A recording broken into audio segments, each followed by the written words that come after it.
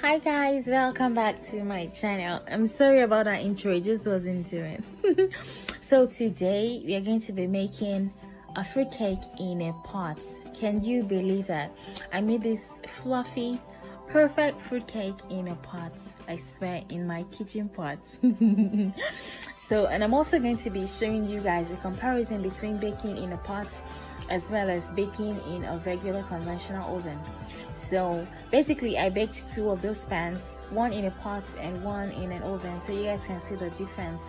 And I was really surprised, I swear to God, I was so surprised. Can you believe that cake was baked in a pot? So if you don't have an oven in your house, this is the trick, guys. This is the video for you, and you have to watch it to the end so you can understand what I am talking about. Okay, so guys, I'm going to give you guys 3 different tricks to baking in a pot. The first thing you have to make sure is you have to make sure your windows are open, because guys, like, the kitchen was smoky as fuck, like everywhere was stuffy, and I was wondering why, until I realized that, okay, girl, you're baking in a pot and your windows are closed, so I had to open up the windows.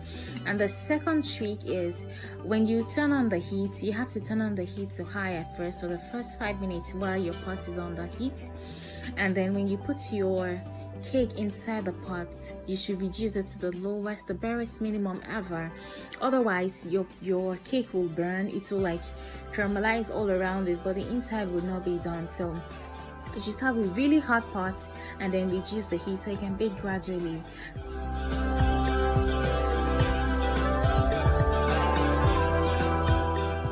So guys, the fourth trick is to use a pot that is big enough for air to circulate inside your pan. Do you understand? Okay, which means that was the reason why I used that little bowl, you know, so that it will be small enough to be able to fit inside the pot while I cover it, and still there will still be space for hot air to circulate inside the pot. Do you understand? Okay, I'm sure you do. So guys, let's get back to this cake. So right now I'm trying to caramelize the sugar, because caramelized sugar kind of makes your fruit cake very it gives it a very brown color. That's if you don't have brown sugar, of course. And then it also gives it this caramel taste. It is really amazing, I promise you guys.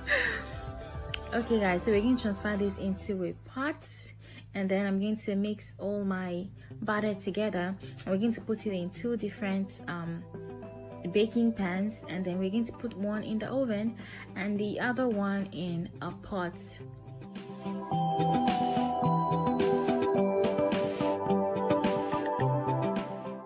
So guys, it's time to like make the batter for our cake. So we're pouring our 4 egg yolks into the bowl, and then 250 grams of butter, melted butter of course, and then we're going to stir that together, and then we're going to add to that our caramelized sugar. It's important at this stage to stir really well, because you want the caramel to melt in the butter and in your wet ingredient basically. And then we're pouring in like half a cup of kefir, and then stir it really well. So now it's time for our dried ingredients. So we need 2.5 cups of flour, and then you're going to stir it well. It's important that you don't overstir, because when you overstir your cake, it kind of beats out the gluten, and you don't want the cake to be tough. You want it to be crumbly and nice, you know, and spongy.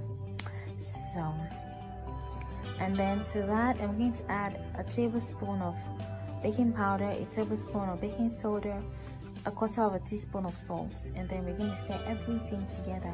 And then the last thing we're going to add is the fruit. And don't forget, we marinated this fruit in some orange. I know I didn't say that, but I hope you read it on the screen. In some orange, like I squeezed some orange into it the night before so it could soak, because I didn't want to use alcohol. So now our whipped up egg whites. So begin to fold this in gradually in 3 batches. The reason why you're folding it in 3 batches is because you want it to still hold up the, you know, the volume. You don't want to deflate the old egg white that you make, so you should fold it in 3 or 2 batches if you like. So this one I'm folding it in 3 different batches, so it can be really nice and fluffy and voluminous. The reason why I'm doing this is because normally I don't bake my cakes this way, but I'm doing this because I'm going to bake one in a pan and in a pot, and I want it to give it as much as I want to give it a lot of chance to really rise. And I don't know, if you bake your cake this way, like you're already like helping it rise because of the air you already beat into the egg whites. So that's the reason why I'm doing this, because I've never baked in the pot. So let's see how this goes, guys. So now I'm going to transfer the batter into 2 different pans, the same pans, and I'm going to try to fill them at equal lengths as possible, because I want to see which one bakes first and how it bakes and which one is better. You get? So I'm going to be using this non-stick pot and then I'm going to cover the pot and then leave it on for at least 20 minutes before I touch it. And make sure to reduce the heat to the lowest possible. So I'm going to transfer the other one into the oven and then wait for maybe 30-40 minutes and come back and check it. So guys, this was 42 minutes later.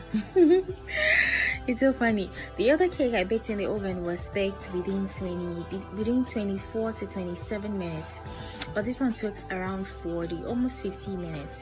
And it's important to note that the first 20 minutes when I opened the pot, like the outside was brown but the inside was still not done at all, and the whole place was full of smoke. So what I had to do was to open the window and reduce the heat. And I think this cake is done. See, the knife come down clean, and then it is drier. I think it's a little drier than the other one, and it is spongier. I don't know how, but like I'm so surprised, like seriously, it is drier and spongier than the one that was baked in the oven. And if you notice, I didn't put the pan directly on top inside the pot. I put it on top of something, that way the heat was not directly on the baking pan. So see how dry this cake is, see how dry, but see how moist this one is. Wow. Okay, so guys, I'm going to take it out of the pan and show you guys how the look on the inside. So we're going to slice it open in the middle, so to be perfect. See how spongy, so spongy. Okay. So guys, we're going to cut this cake in the middle and see what it looks like inside. So let's see. Wow. Still very hot. And look at this one. This one already had time to cool down. Like, this one is moist and just, you know, chilled. The other one is drier and spongier, but they're still very perfect cakes. See, this was one I baked in the pot. See how spongy it is. Like, guys, if you don't have an oven in your house, you can bake in a pot. Definitely bake in a pot. So give me a thumbs up and subscribe and tell me what more videos you want to see. I hope you guys learned a few things. Thank you guys for watching, and I'll see you in my next video.